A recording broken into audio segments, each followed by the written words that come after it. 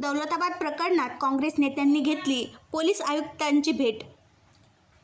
छत्रपती संभाजीनगर दिनांक 20 जून ईद उल अजहा बकरी ईदच्या दिवशी दौलताबाद येथे 2 गटात हाणामारी झाली होती।